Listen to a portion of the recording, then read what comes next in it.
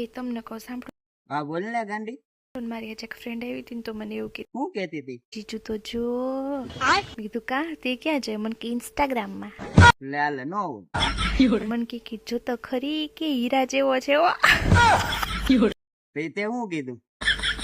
હું શું કહું યાર, પછી મેં તો એમ કીધું, મેં કીધું હા હીરા જેવો જ હોય ને, તાર બેન ને ગોઈતો હશે. એમ થોડું કહેવાય ગાંડી. એમ જ કહેવાનું હોય. વખાણ થયું તમારા, મારા ઘરમાં વખાણ થતા હોય. ક્યારે અમાર વખાણ? પેલું ગીત વગાડે જ મારી મમ્મી દીતવારે ને મંગળવારે, મૃત્યુ લાકા કણ કણ ખીલા જમાઈ રાજા રામ મિલા.